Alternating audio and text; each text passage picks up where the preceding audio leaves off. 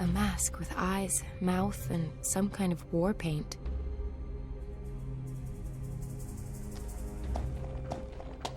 Even more passages.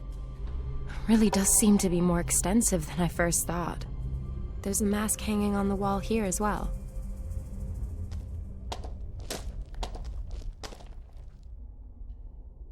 The obligatory mask.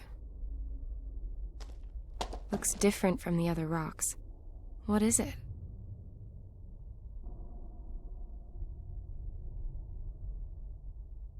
A lump of resin. It's supposed to burn like tinder.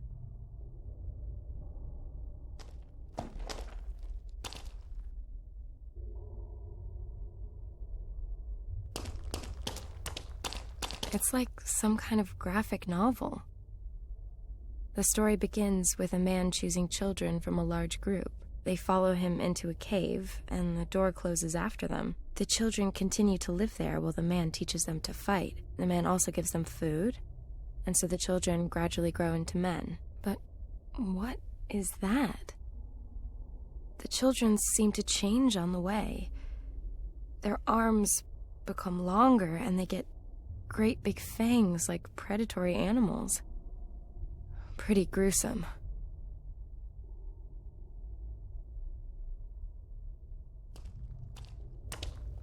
Let's fuel this lamp and see what happens.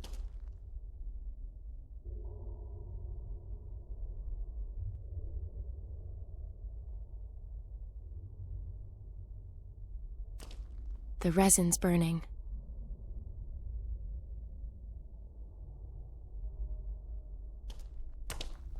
The poor children. If I only knew how they were changed, they'd make the story of the century. Perhaps the professor knows the answer. If he's still alive.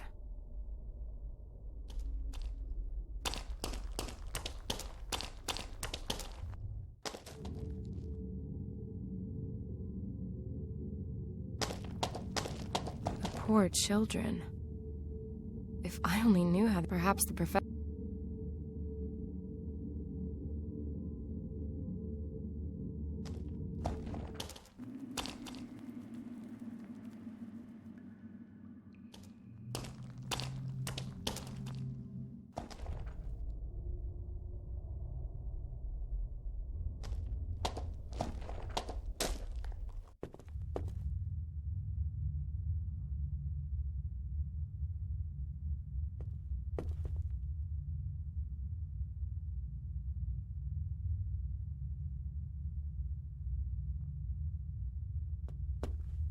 Let's fuel this lamp and see what happens.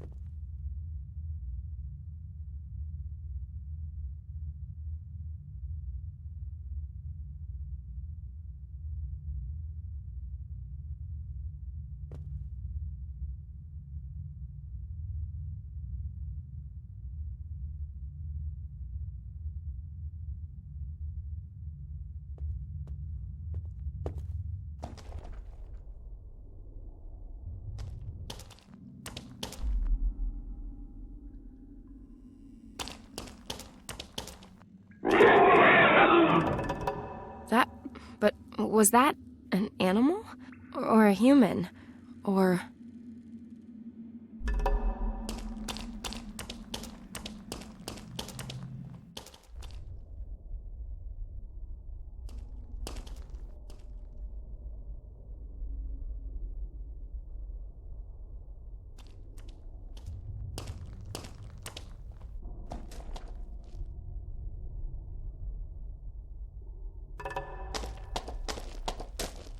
Let's fuel this lamp and see what happens.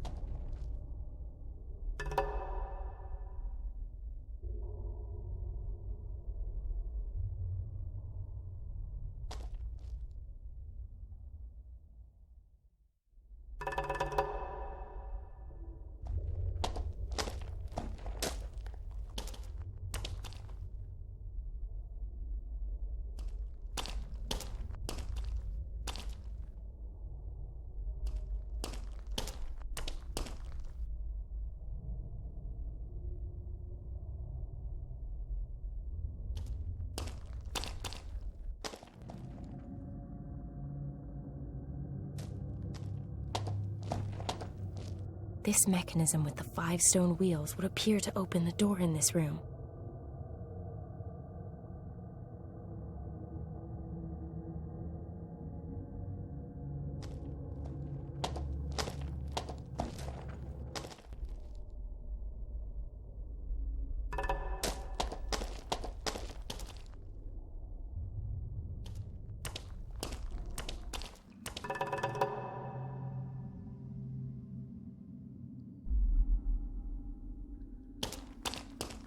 Let's fuel this lamp and see what happens.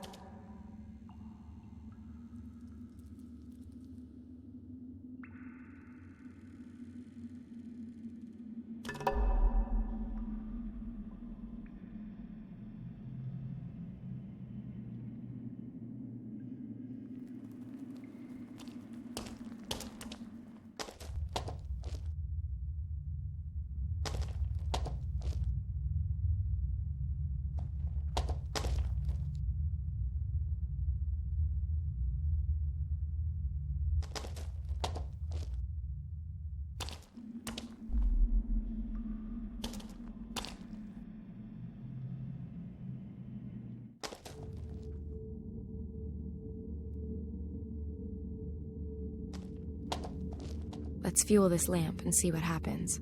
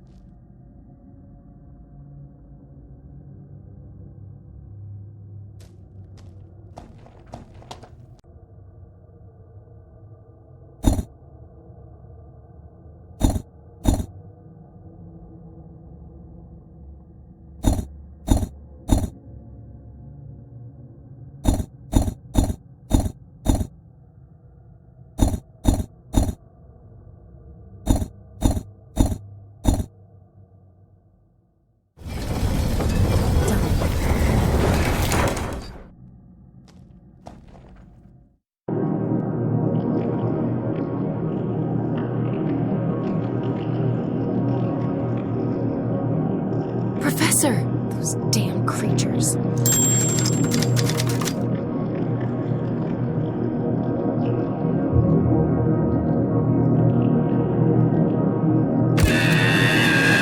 Things are getting tight here. The battery's almost empty. Herr Professor! Professor Hartman, can you hear me? He's obviously in some considerable pain. I'm not going to be able to move him until those wounds are patched up and he's feeling better.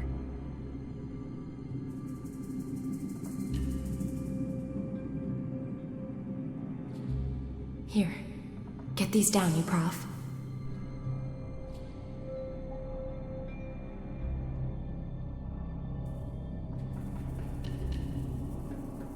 That should keep the blood off my clothes, and, broadly speaking, inside him.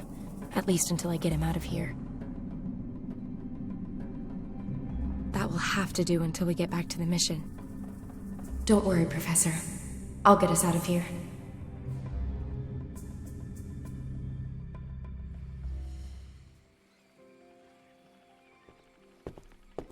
Hey, Professor. You look considerably less shit than you did when I found you 2 days ago. Welcome back to the land of the living. Thank you for the expressive compliment. The sisters have looked after us quite devotedly. And of course, my deepest thanks to you for your getting me out of there, Miss... Peters. Sam Peters. Ah, and you are the journalist. Please forgive me for setting off without you. But the situation left me with no other choice. Forgiven and forgotten. If you give me the story as promised. Of course. So you have a few minutes for me then? Take a long look at me. Do I look like I've got anything else planned? I'm just not entirely sure that I'll be able to give you all of the answers. Let's find out. You want to know what the Asan Bosum are? Spill it, Prof. They are humans, I'm sure of that. Did you see the wall paintings in the caves? Yeah. The Ashanti were always a very secretive people with an extraordinary bond with nature. As with all native peoples, their living space also forms the basis for their existence. They naturally defend it with every means at their disposal. At some point, the Ashanti shaman must have realized that they would not be able to defend their lands indefinitely from outsiders. They therefore trained up some quite exceptional warriors. The ritual that's shown in the cave paintings. Correct. But those things don't appear to be human in any way. What happened? Well, it happens that there is a particular species of snail, which is incidentally the reason we were here at Lake Bosumtwi in the first place. Whose genome has changed through eating the algae brought here by the meteorite. Yes, exactly. The algae may have been carrying a virus, which, over a relatively short period of time, triggers a rapid genetic mutation in a species. There are supporting cases. On the Indonesian island of Flores, they found the fossilized remains of a very small but adult human who was a genetic successor to Homo erectus. All evidence suggests this subspecies of dwarves evolved in only a few generations as a result of their isolated environment and in response to the narrow, low-ceilinged cave systems of the region. An unbelievable evolutionary step. Relative to conventional evolution, this process really did take place at the speed of light. As with the Asan Bosum. Possibly. Perhaps, as with the snail and the algae, the virus is the explanatory factor across all these examples. How far does this go? Perhaps the shaman knew that the algae possessed some form of mutational capability and raised his warriors on it. The terrifying result you've witnessed firsthand. Then these warriors are designed with the sole purpose of keeping outsiders like us away. That is my interpretation, yes. And what about this disease they carry? That, alas, is one of the questions I cannot currently answer. The Asan Bosum themselves appear to be immune to it. Perhaps it's a further defense mechanism. Do you think that they killed anyone? No, at least not directly. The evidence so far suggests they were designed to keep potential aggressors at bay, not to actively eliminate them. So what now? As snail research goes, Professor, this story is more sensational than most. That may well be the case. But? The shaman and the Ashanti have only been acting in the best interests of their people and in perceived self-defense. And that justifies their turning children into monsters? We don't have to approve morally. But does morality apply in the case of survival? Doesn't every nation do reprehensible things every day in the name of survival? Clearly, we are not the first Westerners to come here, and I doubt the intentions of all such visitors are as benign as our own. In this special case, I have to ask myself, even as a scientist, is knowing the answers more important than doing the right thing?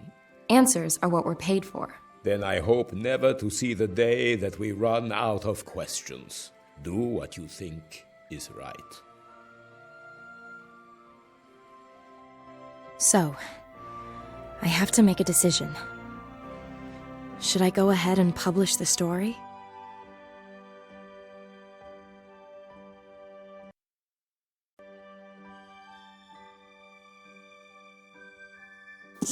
In retrospect, publishing the Asan Bosum story really wasn't such a good idea. At least, not for the Asan Bosum themselves. There was a gold rush. Scientists, journalists, tourists, even big game hunters. The military looked on and did nothing. The few game wardens were helpless. When mass demonstrations back in the West finally delivered human rights for the Asan Bosum, it was almost too late. But at least the last Asan Bosum had been freed from the clutches of unscrupulous zoo owners and show people. They've been moved to rehabilitation stations, where they're being prepared for their return to their original habitat. The Bosumtwi has been declared a World Heritage Site and Nature Reserve, monitored by an international protection force. Oh yes, and as for me, well, the story made me a small fortune, some amount of fame, and a not-so-small sailboat. In fact, a vast one. So, not such a bad ending after all.